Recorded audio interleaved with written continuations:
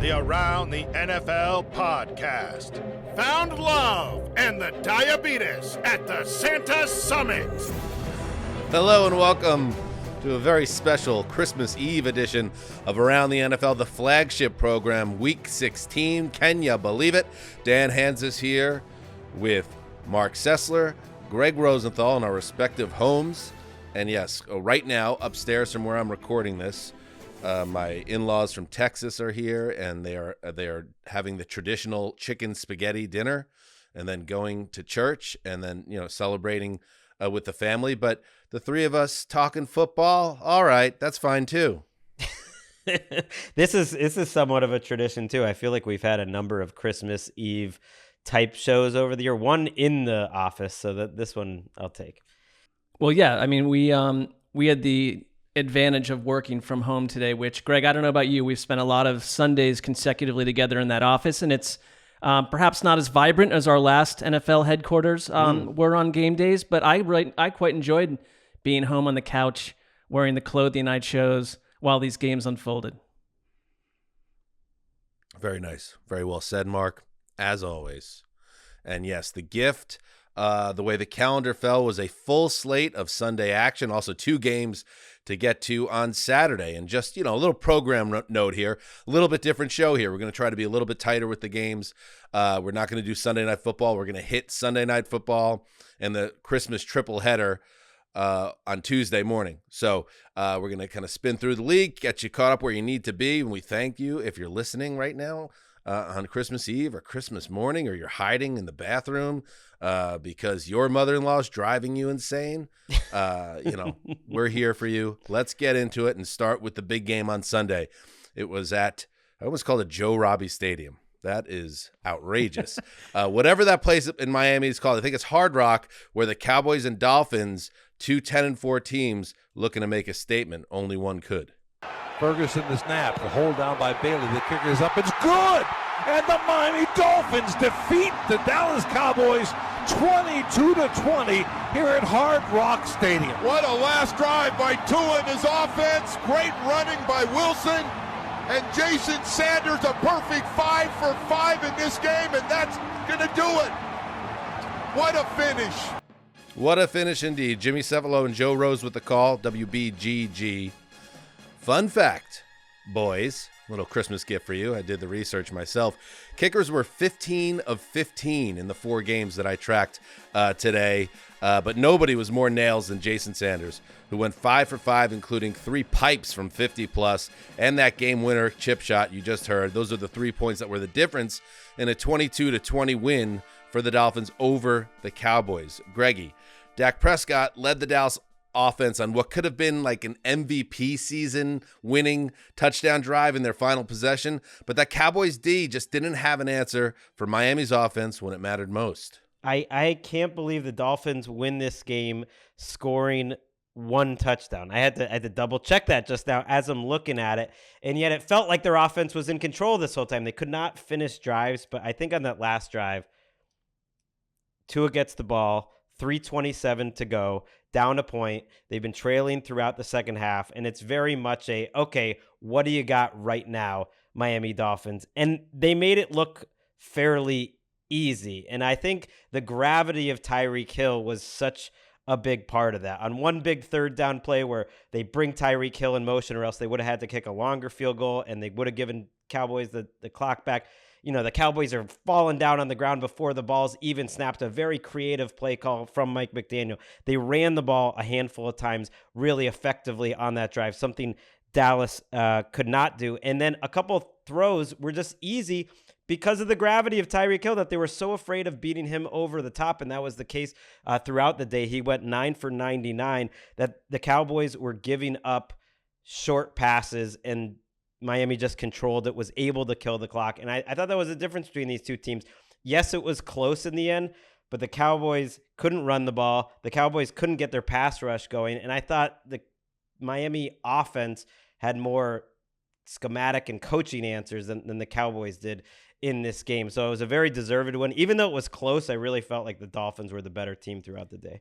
I think it's definitely a case of what if for the Cowboys, and it would have been for the Dolphins had they not been able to close it out the way they did, because, both teams in a low-scoring game, Dolphins lost the ball on fourth down, essentially. A drive fizzled out on the Dallas 5. Dallas had that opening drive fumble where they looked so good, and they never really had that kind of drive again until Dak went and did what we've been asking him to do as an MVP candidate, which is march down the field and generate a touchdown drive. And so in a way, it's kind of like the atypical Monday morning Cowboys talking head scenario, because Dak went and did it. And then it was like Tua, the other guy that we kind of don't really trust to go do it, went and did it too. And it wasn't because of, him necessarily, but that 3rd and 3 conversion to Tyreek Hill, he's such a special player.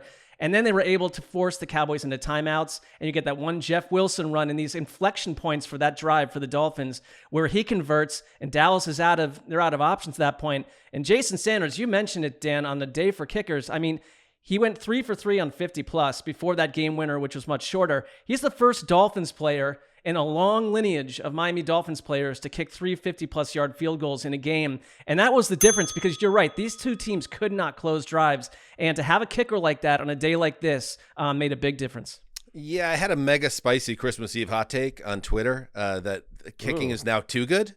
And we have to maybe start doing something about it. A listener and tweeter replied that maybe we could do something that could mess with the depth perception or vision of kickers, which I kind of like that. And this is coming from the guy that, built the kicker club brick by brick. By the way, I think Folk hit like his 80th straight kick under 40 yards. Remember when he broke that record like a year ago? It's still going, actually. I was like, wait, that thing's still going? This is insane. It's really crazy what's happened at that position over the course of this podcast's life, which has been 11 seasons now. Yeah, I'm going to preface this because I know Dolphins always have their antenna up when I'm talking about their team with the show. I'm going to preface this by saying this is not a shot against Dak, against Tua, because the way it's set up was beautiful, because it was a back and forth game. Dallas had a big fail inside the 5-yard line on a fumble with the fullback, which, come on, guys, give it to your best players. This game's too big for that. And then the Dolphins fail on a 4th and goal from about the 5-yard line. And then it comes down to these last 2 drives, and it's like, hey, Dak, this is it. This is the type of stage that all this talk, and you mentioned it, Mark, the talking head type, shut them all up, or this is what everyone's going to talk about. And Dak makes so many big plays on that drive. He's taking a beating. The offensive line is kind of a mess in this game on the left side with Tyron Smith out, and they keep having miscommunications, and Dak keeps on finding a way with CeeDee Lamb with a couple of big catches, one on 3rd, one on 4th. They have a bad sack on a blown offensive lineman play, and they still near the goal line, and they still find a way on a beautiful touchdown pass and a great catch by Cooks. It was like everything you could ever want as a Cowboys fan for your quarterback and your offense in that big spot. They come through.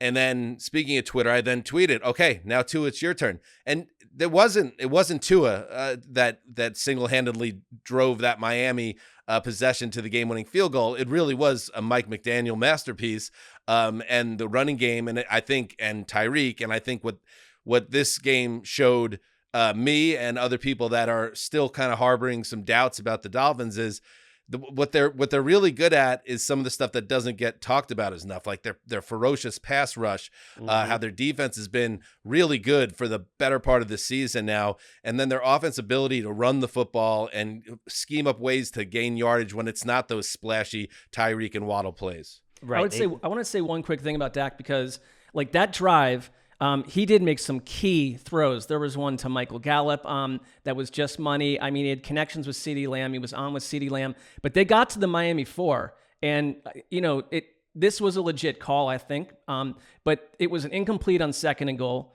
an incomplete on 3rd and goal. You got a lot of heat on him in general. There was a holding that maybe wasn't called on Miami. But then on 4th and goal, it's incomplete, but defensive holding on the Dolphins is then called and reignites that touchdown drive and sets it up. That said, Dak made I feel like today I saw those him. were like 2 clear penalties on that play. No, so they were, but it's just like that's sort of the particulars of the game. But Dak also, I thought today, had a handful of throws where he was absolute money while getting crushed by someone and put it right where it needed to go. So there are these positive plays that I think you cannot blame anything on Dak, and anyone that does that didn't watch this thing. Well, the Cowboys defense just isn't that special to me. I think that's what we've learned the last couple of weeks. And that's when you kind of zoom out and think about how we thought this season was going to be.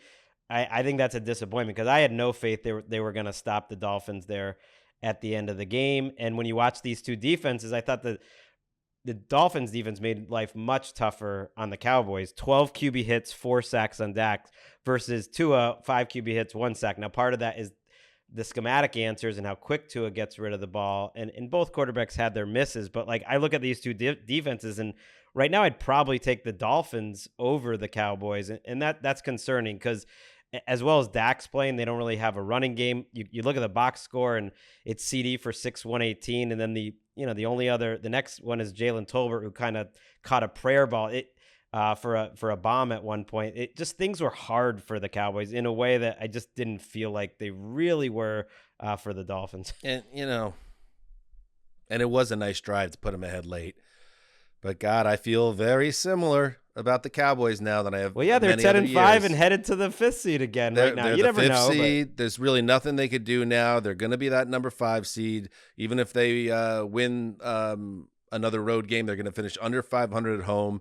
And this team just does not play with the same swagger and at the same level on the road as they are at home. And now the path to the Super Bowl and this NFC title game they haven't been to in 25 years is once again, you got to win 1, 2, 3 road games. So I don't like their chances. I think they had a window here these last 2 weeks to really cement that they're different. And I think they're better than they've been the last couple of years when they flamed out, but they're not that much better. And you mentioned it, Greg, that defense time and time again in this game, even if the stats don't make it look like Miami lit them up, and they didn't. They scored 1 touchdown, could not get a big stop, could not force a game-changing play. I thought the officiating was terrible in this game, and it worked, I think, more pro-Miami than pro-Dallas. But Dallas did not find a way when it mattered most, and now you're going to be on the road. You'll probably beat the NFC South champion and get waxed in the divisional round and prove me wrong. Well, you never know with the way the Eagles are playing, but they probably need the Eagles to lose 2 out of 3. Although the Eagles are collapsing so hard, I'm not ruling anything out there. But you're right. They probably need the Eagles to lose 2 out of 3 or else Eagles win the division. All right, let's move on. This is a historic day in Michigan. Let's go to Minneapolis. Minnesota now 30 yards from the end zone they've got to have. Down 6. 58 seconds to go. Clock will start on the snap.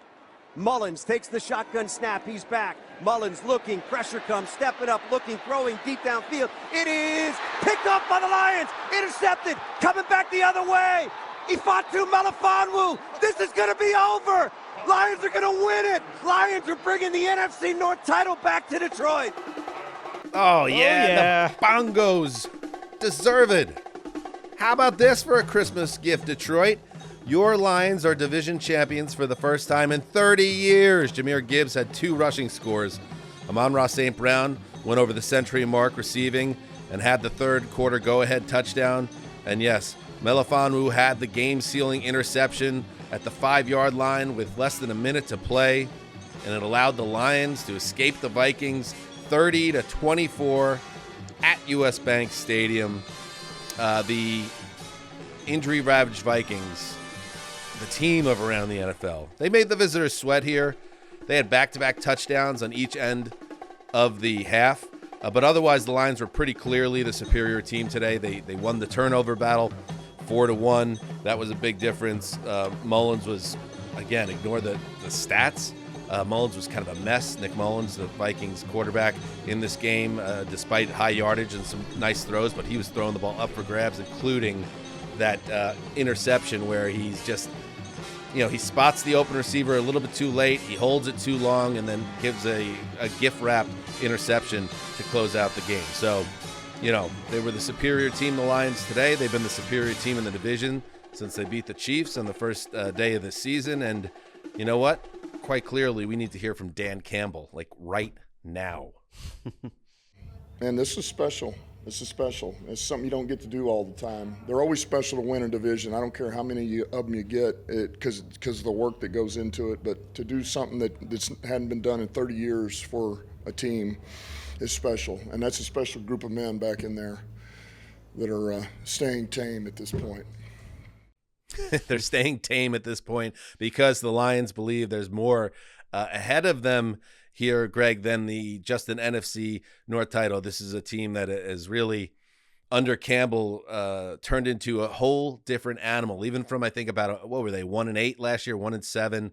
And they've been one of the best teams record-wise in football for a season and a half now, so a well-earned division title and a home game in the playoffs. Yeah, back it up even a couple of years, just thinking about how ugly that start was under Dan Campbell, and then to get it going. And it's very cool to see like the step-by-step process of a team like this and culminate, and they deserved it. And he could say that they were calm, but I saw some of those locker room videos, and like Aiden Hutchinson was like breaking out the stanky leg and going wild. And it's wild how putting Melifonwu in the lineup, who's been on the team for 3 years and hasn't had a lot of playing time, has really made a huge difference the last couple of weeks. Last week, he had 9 tackles, a sack, and a forced fumble. Today, 2 sacks and an interception, and he's kind of that roving safety. And suddenly you add Chauncey Gardner-Johnson along with him next week. He's expected to return probably next week, maybe week 18. And some of their issues maybe on defense will get solved. They also have James Houston might be coming back, Aleem McNeil. Like maybe the defense, it won't be a total tire fire by the playoffs. I mean, the Chauncey Gardner addition would be huge. I think everywhere he goes, he's just like this guy that creates change. I think it's like I'm happy when the right team wins the division. No more nonsense and no more mathematical nonsense. The Lions are the best team. And it's like today, to me, felt like a lot of other Lions wins. It's imperfect, but it's like the vision is there. Like they're young guys like Jahmyr Gibbs. Like today, there was this one critical 3rd and 4 where he caught the ball behind the line of scrimmage and like was dodging between people and dragging tacklers for the first. It's like you don't get to this game and to this point without your rookie class, which has been one of the better in the NFC. And you don't get here with all the other guys you brought on the team over the last couple of years. You also gave up like 400 yards through the air and nearly let the whole thing down in the end with Justin Jefferson going nuts with Mullins. Like it could have gone either way potentially, but it's like the Lions are going to do this, and they're probably, like Dan, you said it on NFL Plus on Thursday. I was like, I asked you for what would happen to the Lions. You said they're going to wax someone essentially in like a home playoff game, and then see you later the next week. And that's probably who they are. But they're so much farther along. I have everyone being eliminated in the divisional playoffs. Every team gets eliminated somehow. Well, they will, but it's like they're not as like people. I was reading, do we now trust them as a Super Bowl team? It's like no, but I do trust that like they continue to be more impressive. They're really well coached. And Brad Holmes has done a great job bringing a roster up that looks just like the vision of their head coach. And let me rephrase that or correct myself, because we see the Cowboys lose again, and we know the Niners are the Niners, okay, and they're a cut above right now.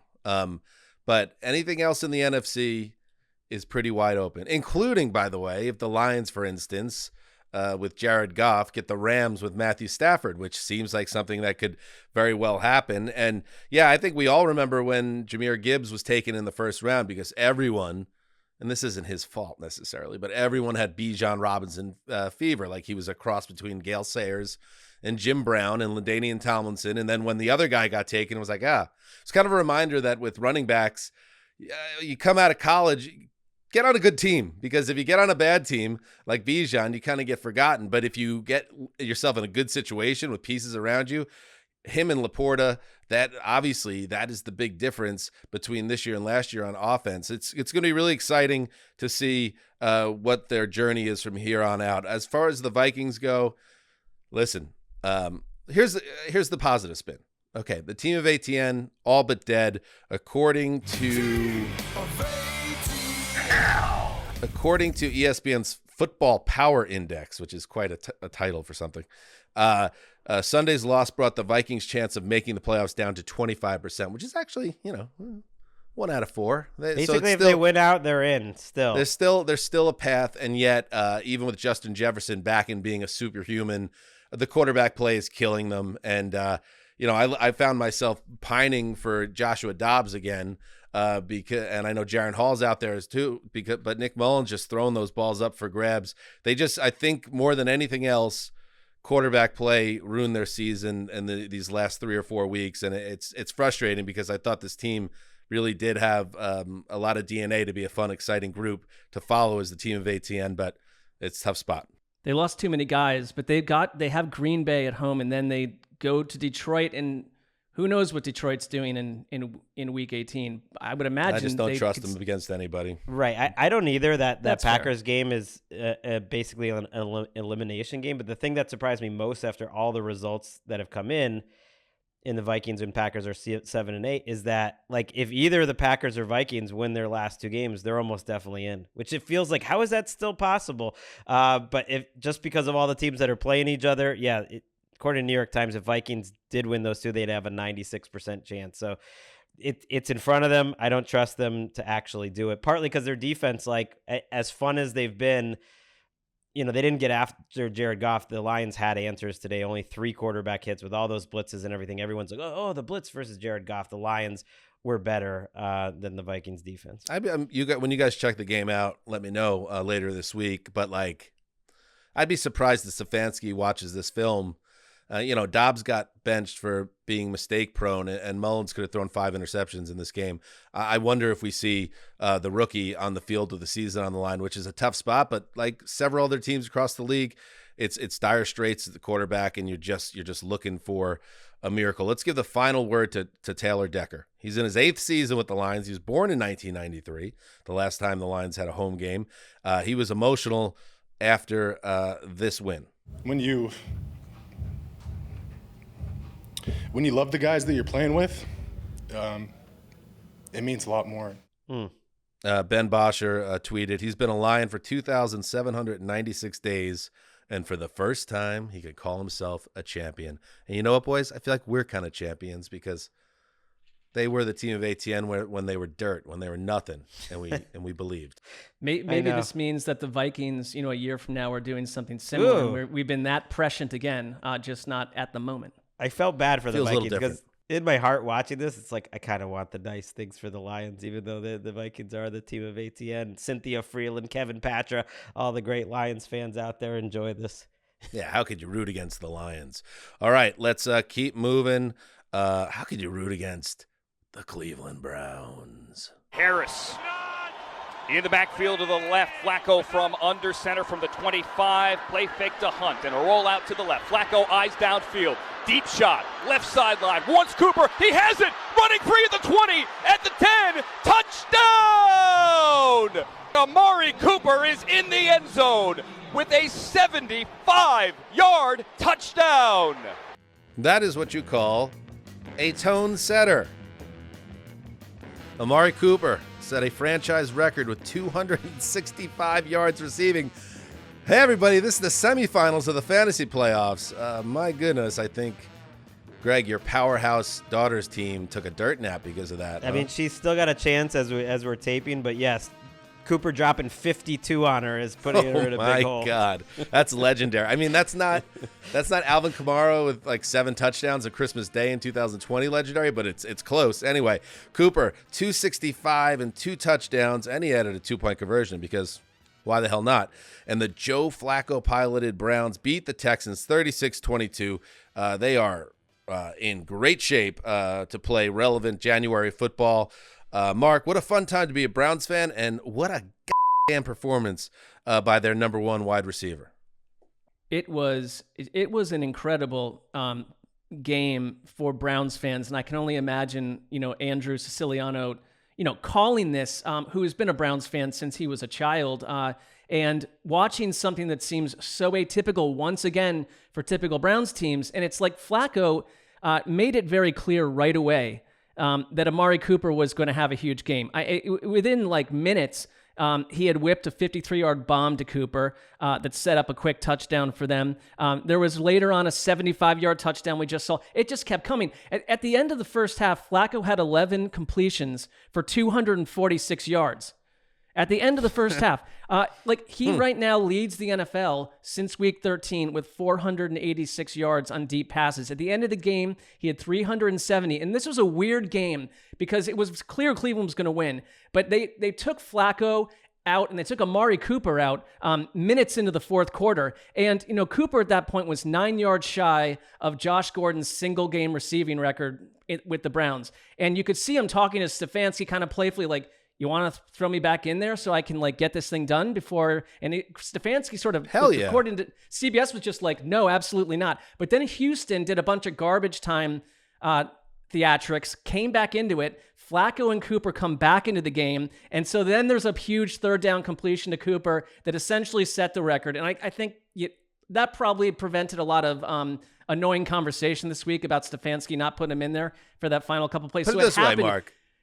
Yes. If Antonio Pierce can call some Fugazi double pass in like a 60-0 game to get Devontae Adams a touch in one of the great blowouts ever, absolutely, when Cooper's done something that special, you let him cap it off and put his name in the record books. I'm with you, and I'm glad it ended up that way. There was a really strange beeline today, because with all the kickers succeeding, Cleveland, who Dustin Hopkins has been absolute money in the bank for them and won games for them, he had a hamstring injury very early. And so from the very first moments of the game, they're having to go for 2 on every touchdown.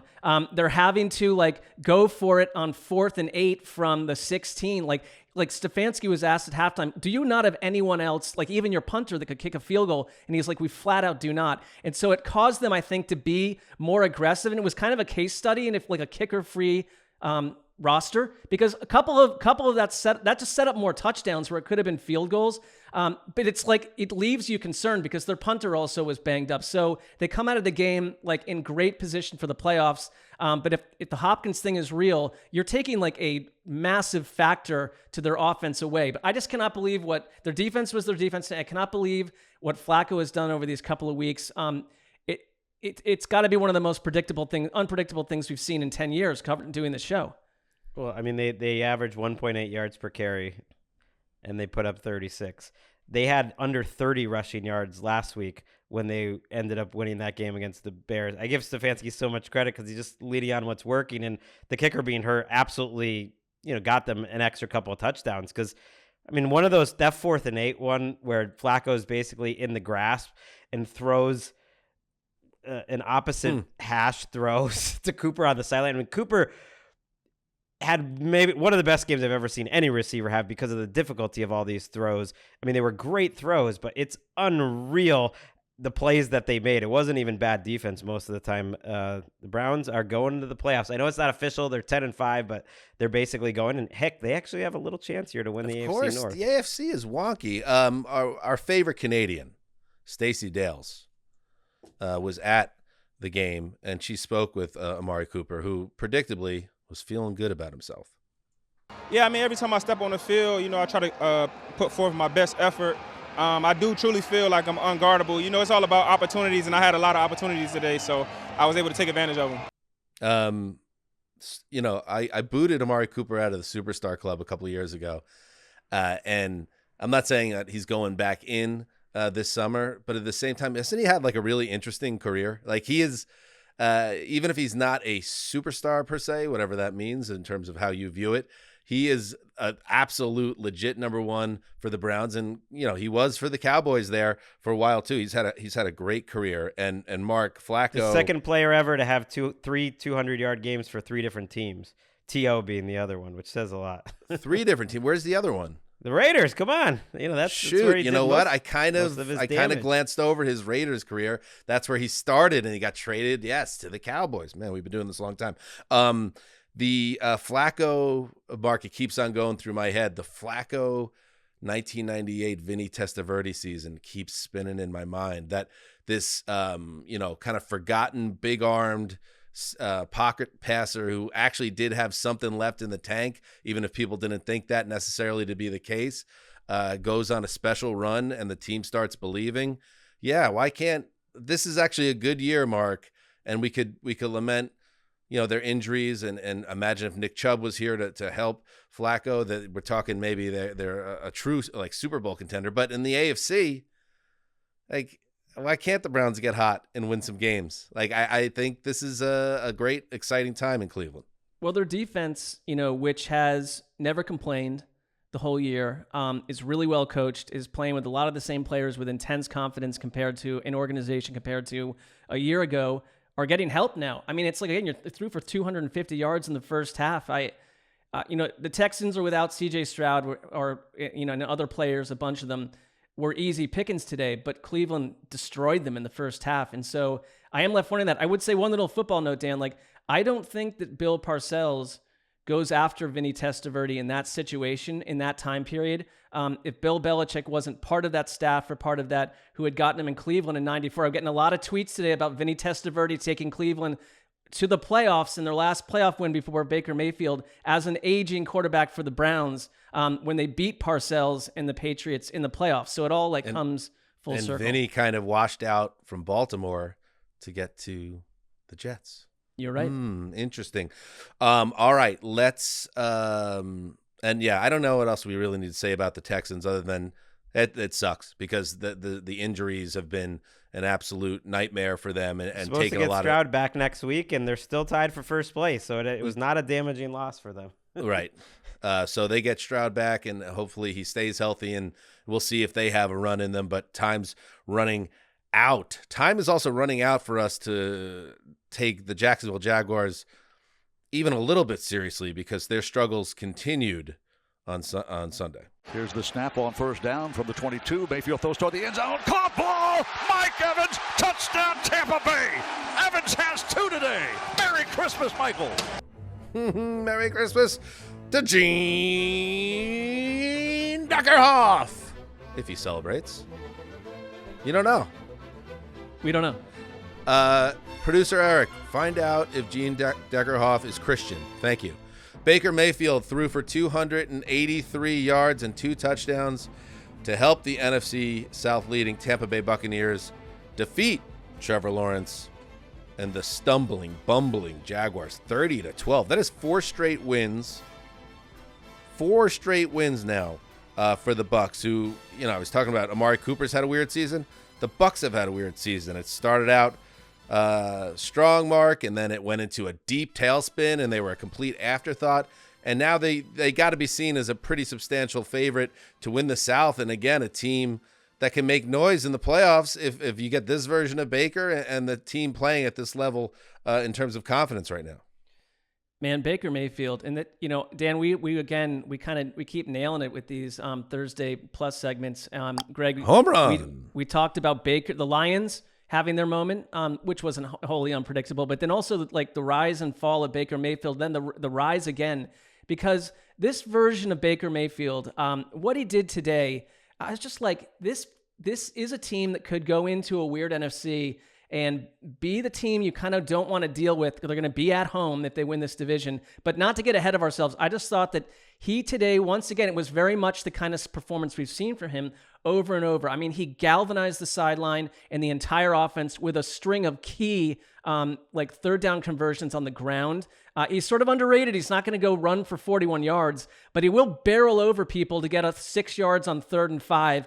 His connection with Mike Evans, after watching that connection with Tom Brady a year ago be so frustrating, has been absolutely on. And it's like he kept getting the team out of jams with great throws. He had a pristine first half, but this doesn't happen also without the full and entire meltdown of Trevor Lawrence. On the first drive, a terrible interception to Devin White.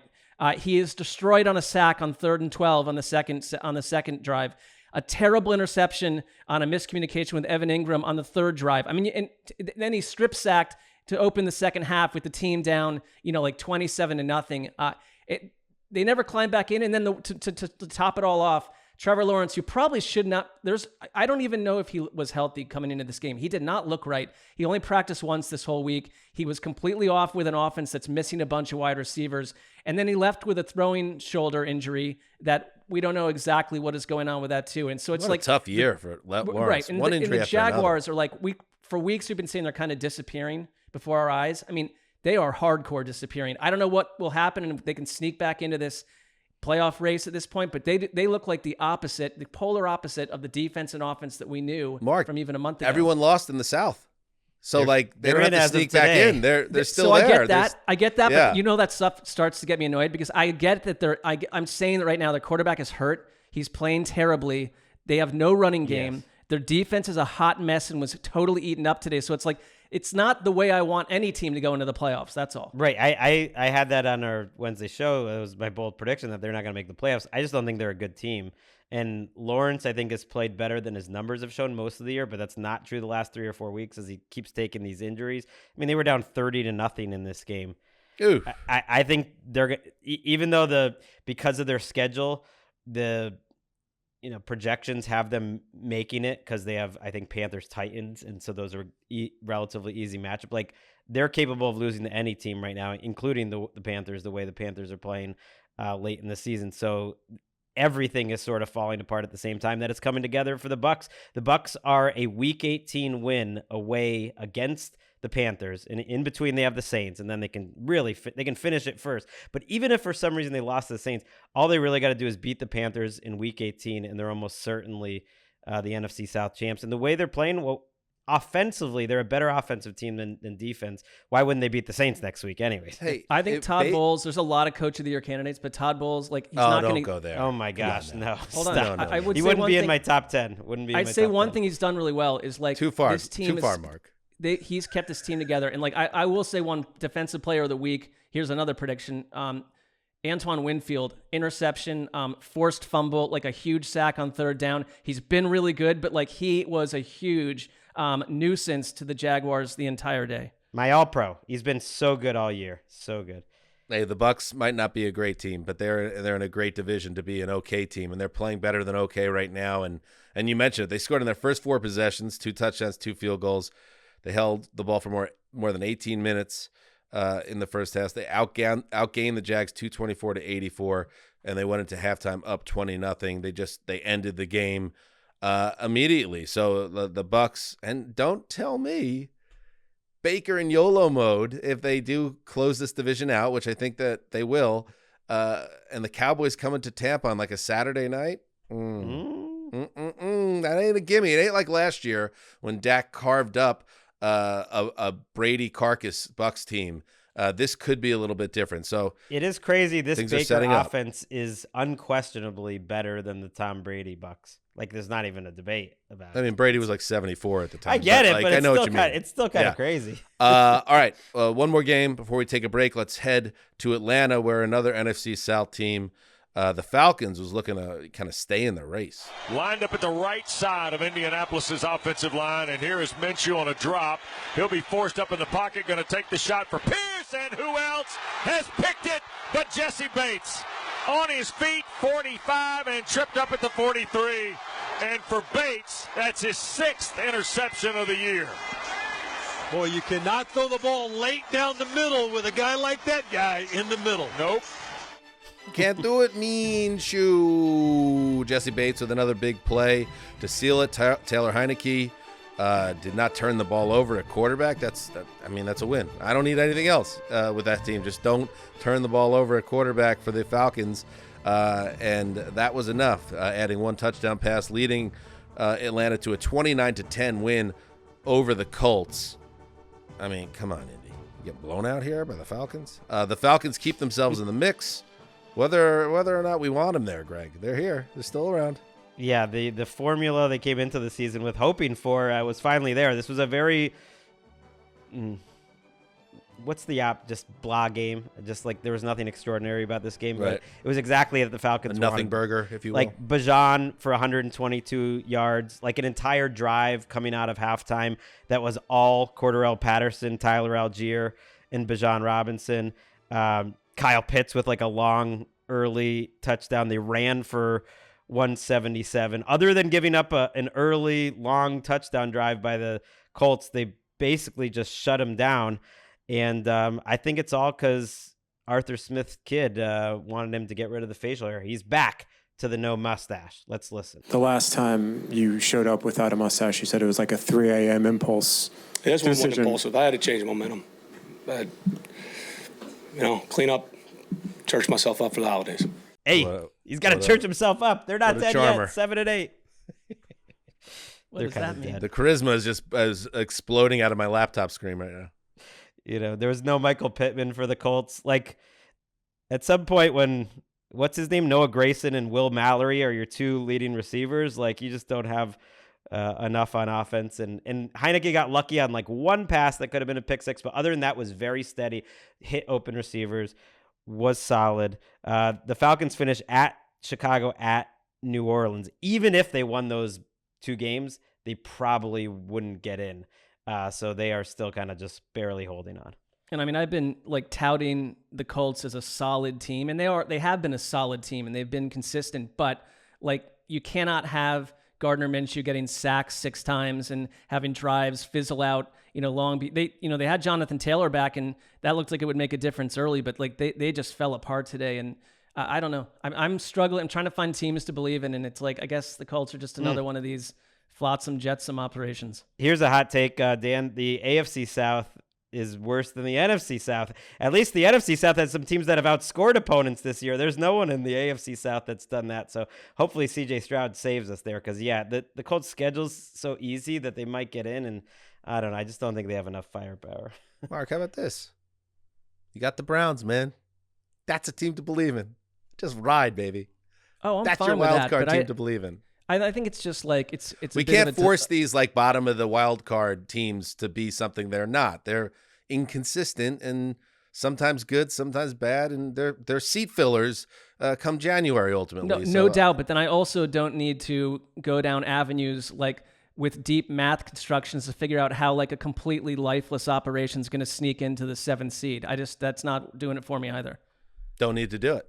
Sit it out. I'm not going to. Remember the Netflix wouldn't have done it quarterback if they were series great. this summer? Remember that, Mark? Or you just got up and left the studio for that series? That conversation? I could do that right here.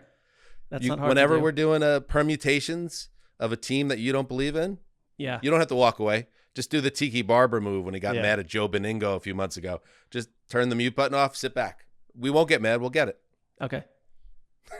Message received. Anything else on this one, Greggy? No, we're good. All right, good. Good for you. That was, and by the way, I got my Jets Christmas sweater on. Mark, you have a nice red plaid shirt, and Greggy is festive as right now with his Santa hat. We're trying to help old Eric on the edit here Christmas Eve, but there's a little beep for you. But yeah, you can check us out. I think this will go up on YouTube. And Eric, can you jump in for a second? There was an awkward dynamic though, because Dan, and this is all for the show, entreated, Greg and I to go find our ugly Christmas sweaters, which in the past we owned, and Greg couldn't find his, and I was like, I don't even know where mine exists. I think mine lost. I moved and I lost a lot of clothes on purpose, but I think it was gone in the move. But there was a sense that early this morning as the games were kicking off, I think we've really disappointed Dan, and I'm not sure how this is going to go down on the show, but you've been you understand how it is to move and have possessions and old clothing and lose it's things. tough. So it's tough. You just don't know where everything is. Listen, I'm the blind ambition of the show. I want things. I want to do things and try things, and sometimes it gets, eyebrows go up and why is he even worrying about wearing matching Christmas gear on the 4-box or the 3-box on the Christmas Eve show? I just think it's nice. I think it makes the show 3% better. 3%. That's pretty big. Eric, I'm sorry for the F-bomb, but you have to admit that Greg's hat is festive as f***. Yeah, it is. It's worth it. It's worth it. A couple F-bombs. Sorry, Randy. Please. All right, let's take a break and we'll keep going.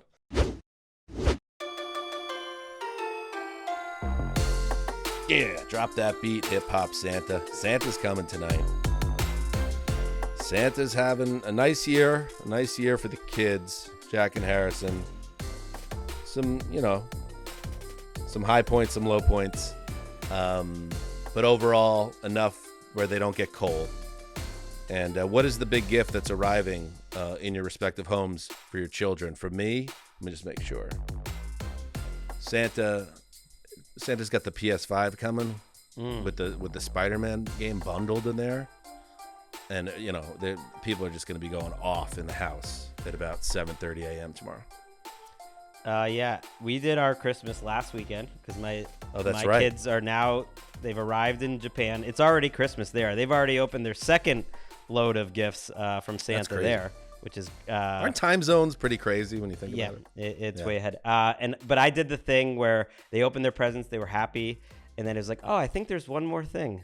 I was like, I don't know if this is a little risky, if this move's going to work. I think there's one more thing I left upstairs, bring it out. It was a PS5 as well, and they went freaking nuts. You go. They went nuts. I think you should have had like two. No, that was when we were here. That was when we were here last. But week. it was made in Japan. Sony. I see. Yes, go ahead, Mark. Greg, I was going to say I think you should have had 2 ponies waiting upstairs. That would have been theatrical. So Luke is very into plane spotting. He's got his own Instagram site that is kind He of does great quietly with it. It's exploding. So he got a flight simulator console, or he's getting it tomorrow. Colton's at the age, and this will happen to you soon, where he's just like, yeah, just give me like money so I can go buy what I want when I want. We're like, okay, that's easy. Versus, targeting a gift that a child doesn't want. That is, you can't force that. Yes, along the lines of what you did, Greg, I'm taking a page out of A Christmas Story with the Red Ryder BB gun. After all the toys were open and Ralphie was like he didn't want the parents to know he was disappointed, but he was. PS5 is going to be in a little different area, and that will be like, oh, you do one of these moves. And this is, I'm now father of a 9-year-old and a 7-year-old. So, I've had a lot of years, and I heartily endorse this to any young parents out there. Do the old rope-a-dope. Let them open the presents. The one that they want most, they don't get. And then all of a sudden, oh, what is that? You want to go nuclear? You want to see the house explode? I can't wait.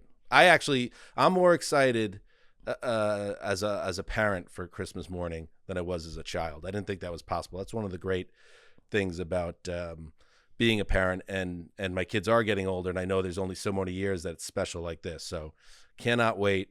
Let's get back to the games. And, I shared some intimate feelings about how I feel about family, but I'm also very passionate about the Sunday Drive, presented by the first ever Toyota Grand Highlander. Let's head to the Saturday game, starting with Cincinnati. Steelers lead is 24-8. I love all corporations. The Bengals bring the blitz. Touch pattern down the left sideline. And it's drag. There goes George Pickens to the 10, the 5. Touchdown. He beat corner Awuzie badly. And I'll tell you what, Mason Rudolph laid it in there perfectly. He sure did. Yeah, Amari Cooper was probably in most starting lineups. I don't know about George Pickens, but if he was, congratulations. Mason Rudolph threw for 290 yards and 2 long touchdowns to George Pickens, who's been under fire for some of his effort and tude this season, to say the least. And the Steelers gave a little jolt to their fading postseason dreams with a 34-11 win over the Bengals. Greggy, I'm so mad at myself. Last week we did the fearless predictions, and I said the Steelers were done winning this season. But I forgot the golden rule of pro football, which is Mike Tomlin literally can't have a losing season. And I wish if one of you just would have said it to me in the moment, I would have pulled back the reins on everything. I would have put up a hard stop sign and pivoted. I think maybe you did that on purpose so I could look like a fool today, because they absolutely stomped the Bengals in a game where everyone was not only counting out Pittsburgh entirely, everyone had already was busy writing the obituaries about Tomlin in Pittsburgh. We'll see what happens down the line, but for now, they're still alive. Right. I was one of those everybody's. I thought the Bengals were going to drop a hammer on them. Pickens goes Randy Moss, 4 for 195 and 2. He has an 86, a 66, and a 44. Almost all of them on Awuzie. The first one was a little fluky. It was a nice throw, but Dax Hill comes down and takes out 2 defenders by taking a bad angle, and suddenly he's off. But the Bengals are just kind of soft. They're 0-5 in the AFC North, which is crazy. It was symbolically, I think there was that play where Warren just decleated the Bengals linebacker Jermaine Pratt on the Calvin Austin rushing touchdown. And then on the opposite side, the Bengals are just stuck on like the 1 yard line, or it was a 5 yard line, needing a yard, and they can't get a foot for 3 straight plays. So then they try to throw it and they don't get that. It's just like, they're not tough. And for this game, the Steelers are tough, and at least they brought the Bengals back into their muck. It's like, if we're probably not going to the playoffs, you're probably not either. I mean, this was sort of the Steelers offense we were expecting when they fired the OC, or hoping for, not expecting. But Mason Rudolph, who's been an afterthought, it was kind of surprising that they even brought him back like this season. Is throwing the ball with confidence downfield. It's like the connection between him and Pickens had a lot to do with the fact that he's sort of like fearlessly tossing deep balls and they're working. And I'm with you, Greg. Like, my one concern for the Bengals, it's like, yes, Jake Browning it masked over a lot of sins, and he had a couple terrible interceptions in this game, but like both lines seem so easily dominated. And this defense, which has been like not talked about, I think, a lot nationally, as having like major issues, like completely fell apart. And so at this point, I thought they were one of the most hopeful notes that we had in the AFC because of Browning. Reality struck hardcore yesterday.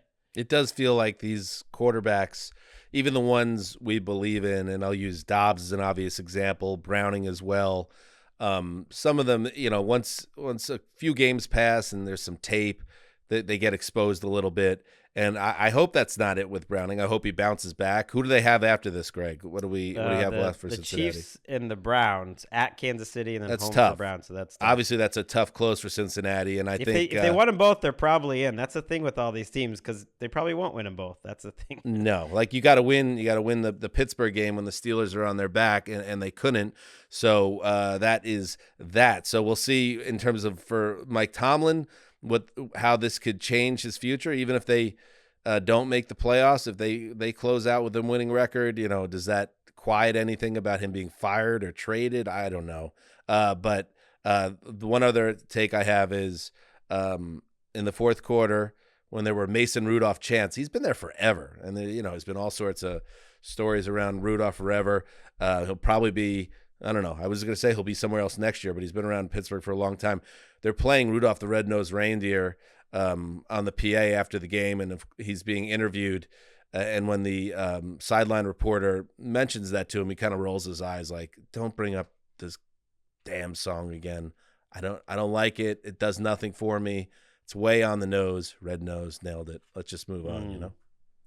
I did like how much Alex Highsmith, his teammate, was gassing him up, just like, this guy's the man. Like the players, I think, like Mason Rudolph, and they were all but saying, like, don't go back to Kenny Pickett. And I kind of don't think they will. I think they'll give Rudolph another try. Oh, did you see Kenny Pickett and Trubisky next to each other as the crowd is chanting? I was thinking, what's going through those minds? Do they share any words together as 70,000 like hammered Pittsburgh Yinzers are going nuts chanting Mason Rudolph's name? Bengals playoff chances down to 14% after the loss. So, yeah, they're in a bad way. That was the Sunday Drive presented by Toyota. Let's go places. Learn more at toyota.com/Grand Highlander. Saturday night football at SoFi Stadium. Let's go. Of Allen takes the snap, pocket collapsing, has to roll out to his right to buy time, looking downfield, he's got Gabe Davis over the shoulder, caught at the 15, and he drives his way into the end zone for the touchdown. Wow! Josh Allen buys time, rolls out, and drops it over Davis's shoulder, and he drags a defender the last 8 yards for the score. That might have been Eric Roberts was at the game with family, the Bills fan, producer Eric, and the call from Chris Brown, the most important throw of the season for the Bills. We'll see. They're down 10-0, and Gabe Davis hasn't done a damn thing in a couple of weeks, and Allen hits him. He drags the DB into the end zone with him. It gets them on the board, calms the game down. Josh Allen helped to do the rest. He rushed for 2 touchdowns, threw for that one, and you needed the 29-yard field goal from Tyler Bass with 28 seconds to play to escape with a 24-22 win over the Chargers. Mark, a loss to the rudderless and Herbert-free Bolts would have been, especially after what happened in the previous game, for the Chargers, who gave up, a 60 burger and everybody got fired. That would have been an absurd and almost fitting stumble for this particular Buffalo team. But they narrowly avoided catastrophe, checked the box for the W, and their playoff and division hopes are still alive as a result. Yeah, I guess it just almost doesn't matter how they got the win they did, but it kind of reminded me early on, because they were real sleepy. It reminded me of the way they showed up in London against the Jaguars, where it's like, what's going on with this Bills team? I mean, if anything, it was an opportunity. Too much of that this year. Excuse me? Too much of that this year. Too much of that. Yeah. It looked like other Bills games on that front, and they got in their own way. They had James Cook, who was awesome a week ago against Dallas, had a killer fumble that nearly caused them this victory. The Josh Allen interception was on an incredible throw across his body. It was just a wild interception and a great play by the defense. But guys like Ed Oliver, I think like Rasul Douglas, they bailed out this offense until it got going. And I mean, you're still going to get, I think, Josh Allen down the stretch on third down, through the air and on the ground. He'll always do these incredible things. But it didn't leave me, it just kind of left me encouraged by their defense to some degree about what happened kind of later in the game. But again, I'm just wondering when the Bills' season might just end because they don't show up for 4 full quarters. Well, it's 9-6. I think Collinsworth was fair to keep hammering the short week, coming off an emotional high. It is hard, I think, for these teams to get emotionally as high as possible for each one of these games. The fired coach principle is real. 3-0 this year. I know the Chargers didn't win this game, but they were 11-point underdog. Give Smith. I mean, they were playing hard, and Brandon Staley's watching this game thinking oh my God, he completely changed our defense, and it's totally working. Derwin James around the line of scrimmage, doing different concepts, and Easton Sticks playing clean ball. It just was the tough night for Staley. But Allen also made the plays. He had to get a field goal basically to keep their playoff, likelihood going. And he hits a very difficult throw to Stephon Diggs on 3rd and 8, and then hits Shakir, which what looked like a touchdown at first, but they ended up calling it back. But that was still a money play by him. They got it done. You just got to escape these things. And I have a feeling we'll have a better performance next week. Those fumbles are what killed them. The Bills, by the way, before this were 1-72 on the road when being -3 in turnovers. The only other win was against Sam Darnold and Adam Gase in week 1 in 2019. So they overcame a lot. They got out of there with a win. I suspect we'll see a much better Bills team the next couple weeks. Come on, clean it up, guys. I mean, how long are we going to be doing this? To turn it over 3 times is essentially your season hanging in the balance, and need your kicker to make sure, if your kicker slips or someone blows a blocking assignment, your season's all but over. And it's just guys, we just can't keep flirting with disaster like this. Eventually your season's going to be ruined because of it. Shout out, by the way, too easy, #too easy for kickers. Cameron Dicker, who had a commendable social media post put out by the Chargers in the wake of that disaster against the Raiders, where they had some fun with Dicker trying to gain a Pro Bowl spot. And it was kind of a fun viral video that obviously nice to follow up a viral video like that with a 5 for 5 performance in prime time. But it was not enough for the Chargers. And by the way, Greg, fired coach principle, that's fine.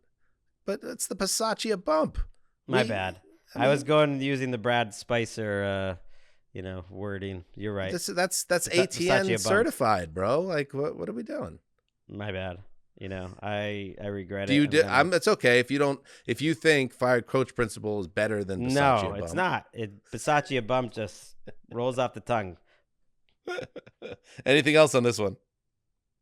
Bills got to win these next 2. I know they're 9-6, so it seems like they're super safe. But of all the teams, tiebreaker wise, if they go 10-7, if they win next week against the Patriots, then lose week 18 against the Dolphins, they're probably out, which is I think would be surprising to people, even though they'd be 10-7. So they probably got to win both. They're driving me crazy. I want to get behind them. I want to see them and Eric, I want to see your team as the real AFC team that could just blow through January. But I mean, they're hard to trust, but they survived. Who else survived? The Packers against a bad Panthers team. Weren't so bad today. In the shotgun, here's the snap. Bryce Young looking around, waiting. Throws the middle. Got his man Adam Thielen inside the 35, down to the 31-yard line. Not even close. Time winding down. Down to 1 second to go. They get the ball spiked. And do they have a chance for a field goal try? And the officials are conferring, trying to figure out. Pass hit the ground with 0 on the clock. The game is over. And there is your Christmas Eve dagger. All right, Wayne. Wayne Larrabee with the call. WRNW. I didn't think it was even a chance there. I was watching it for the first time. Just so close. It was half a second. They got it right, but it was so close. Yeah. Jordan Love threw 2 touchdowns. Ran for another. Made some big throws to set up Anders Carlson's go-ahead field goal, 19 seconds left. And yes, the Panthers painfully run out of time on that last gasp rally. Packers hold on 33-30. Greggy, the Pack defense still obviously stinks. My God, come on, guys. But Love and company did enough to survive a 2-13 opponent. Yeah, I thought it was a really mature effort by Jordan Love. It helped that Aaron Jones is back, getting over 120 yards on the ground, but they kept having to score, and they kept scoring. He had to answer there when Bryce Young tied it up at 30. It was obviously Bryce Young's best game of his career. I thought from the beginning he made a lot of good throws, and people be like, oh, the Packers defense sucks. He was hit 10 times in this game, and so the Packers defense sucking was part of it, but watch, if you ever do watch this game, like he was on the run, made a great touchdown throw there, had a 2-point conversion overturned. A lot of these were while getting hit, so I thought he had a really nice game, but not as nice as Love, who didn't have as many difficult throws to make, but I just thought it was really mature, and he had to deliver late and had a dime to Dobbs. That was a controversial call that Panthers fans were upset about. Looked like he might have dropped it. I think they were right to keep the call on the field. Then another dime to Kraft. And they're winning again with like these rookies and guys like Bo Melton, who picked up off the scrap heap. It's very impressive what they're doing offensively. Defensively, they stink. It's got to be tough to be Joe Barry because you're getting talked about week after week. You're going to be without a job in a couple weeks here. You gave up 394 yards, 26 first downs, and 6.4 yards per play to an offense that has been almost entirely unwatchable. And so I am glad for Bryce Young. And it's not just because of Green Bay. You're right. We needed to see this. I think if you're a Panthers fan, you're dying to see some shred of evidence that this first overall pick has something inside of him that speaks to more than what we've seen. I think guys like there are these unsung heroes on that offense, like an Adam Thielen, who it feels like week to week was just cast off as a useless free agent signing. He's been there week for week. He had nearly 200-yard receivers today, Bryce Young, which would have been quite different than what he's experienced. But, I mean, Green Bay's defense, to me, is like putting Jordan Love in this terrible spot week after week. And it's like, it almost is just like, ride this thing out. I get it. They can go 9-8 if they want. But it's like, it's just like, you've got to change so much on this side of the ball. Mark, imagine they followed your Thursday game plan and ran the ball 50 times. Bryce would never have this moment where he could build off it. This is whenever you have a Joe Barry defense, it's like all bets are off. It seems like we should try to get up. Who are they playing next? Let's get on to that roster. Nick Mullins in the Vikings in the elimination game, basically. Yeah, let's find a way onto the Vikings roster. Like we could fill in behind Hawkinson at tight end. Mark, we're going to put you at the number 3 wide receiver. Greg, we're going to put you in a nice scat back role. And we're going to put up about 300 total yards combined. I feel it. And there's nothing Joe Barry can do to stop us. All right, let's move on. Let's head to Nashville, where the Seahawks were looking to keep their playoff hopes alive after that dramatic Monday night win. 3rd down and goal from the 6. Parkinson on the left. Gino looks that way, throws back shoulder. Parkinson has the catch. Touchdown, Seahawks. A perfect back shoulder throw by Gino, and the Seahawks go up 19-17. Steve Rabel with the call, KIRO. Geno Smith threw his second touchdown pass of the 4th quarter. That 5-yarder to Colby Parkinson with 57 seconds to play. Seahawks, they are in the playoff picture for sure, in clear focus by beating the Titans 2017, back-to-back victories. Now, Mark, last year was Drew Lock playing the hero. Today, Geno got in the act. It was, before the game, because when we did our draft on Thursday, it was my impression that when Greg took Green Bay, Carolina at the end of the lineup there, that he labeled it as the last available game, but sitting out there was Seattle at Tennessee, and we've got a true Geno file here. Mm-hmm. So I DM'd him this morning and said, Greg, if you want this Seattle game and to see your guy, and he was like, no, I'm actually fine with what I picked. So I went on to enjoy Geno Smith's 4th comeback victory of the year, which leads the NFL among all quarterbacks. And it took a while for him to get going. It was a bit of a sleepy start for Seattle, and Tennessee, I got to give them credit. And I really think Vrabel, this is the sign of Mike Vrabel's Tennessee battled in this thing. They're outmanned on offense, but they just battled, and they gave Geno Smith a lot of troubles early on. But this drive, I wrote down, this is Geno's moment with 3:21 in the 4th quarter, down 17-13. Go show me, Geno Smith, that you can do exactly what Drew Lock did a week ago.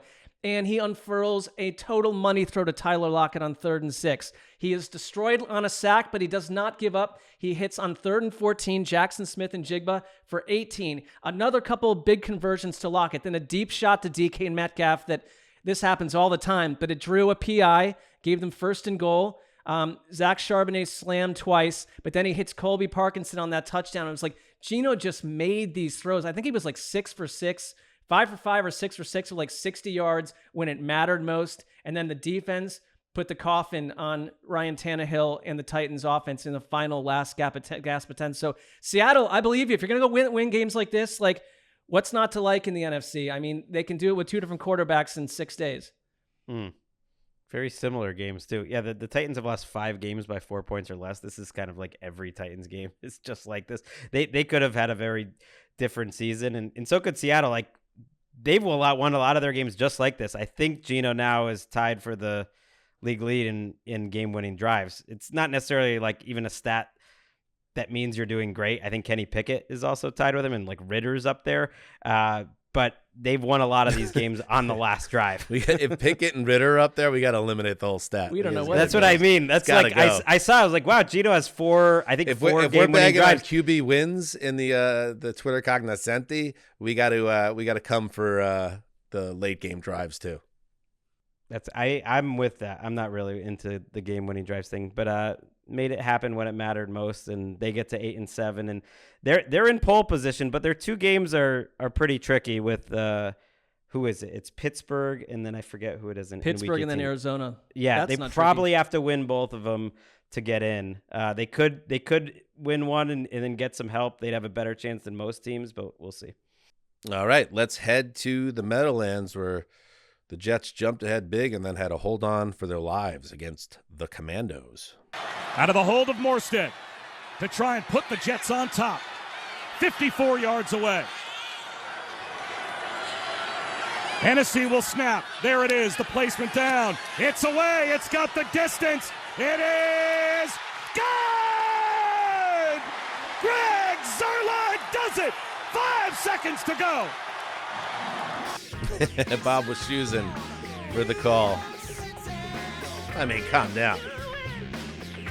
Let's calm down with the It's on for Bob Sala. He's partying tonight. He's partying. Every day is just, the Jets are God's cruel joke. Gregg Roesnthal kicks a 54-yard field goal with 5 seconds to play, and the Jets, after blowing a 20-point third-quarter lead, hold on. They don't hold on. They actually lose the lead. They go down 28-27, and then Roesnthal bails them out. Another kicker having a monster year. He's missed 1 kick all season. 54-yarder with 5 seconds left. That was enough. And I say that the Jets are a cruel cosmic joke because the day begins with Brian Costello of the New York Post reporting via direct conversation with Woody Johnson that indeed Robert Saleh is coming back, and so is Joe Douglas, and we're running this thing back. Essentially, this entire year was a mulligan, and this isn't necessarily a surprise. It feels like it's been trending that way. I don't necessarily agree with it, but this is kind of how it's been trending, and it would have been so on brand for the Jets then to blow a 20-point lead to one of the worst teams in football at home on Christmas Eve, no less. And it's also kind of funny in a sad way that they find a way to thread the needle where they don't even give us like just a real fun afternoon. We had to suffer through the second half, and then they make the kick that actually makes our draft pick worse. It's just, they are masters of the craft. I have to almost give the Jets credit for what they do to their fan base. But anyway, you should know this about the game, and shout out to Jake Brisket, who once again came in for Sam Howell.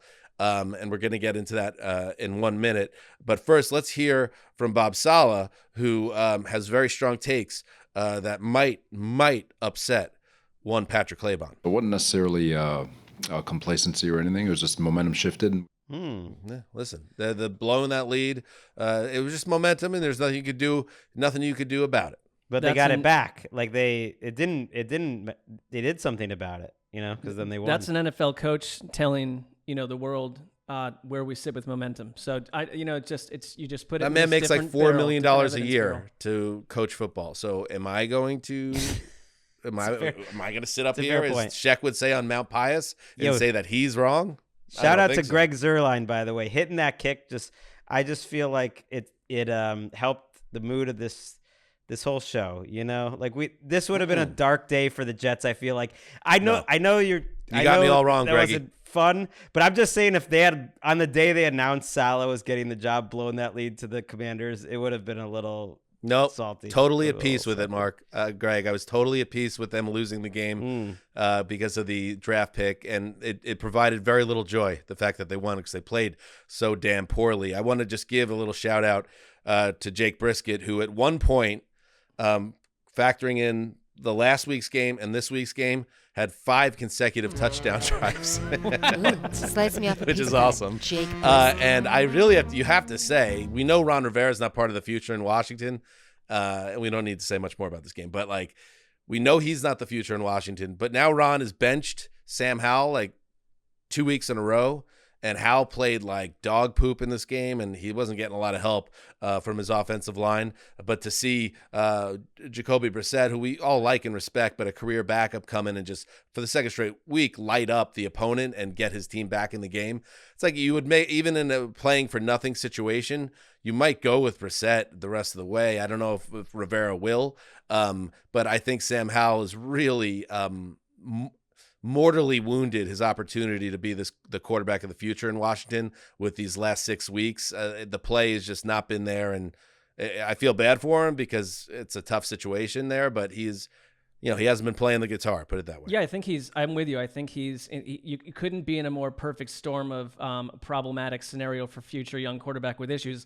Ownership change happened. Coach is gone. Like, I don't like it for Eric Bieniemy, who finally became a sole play calling OC, who's going to be out of there, and it's like Sam Howell's probably going to be swept out with the rest of them. All right, one more game. It is the Chicago Bears and Cardinals. Hold on to your butts.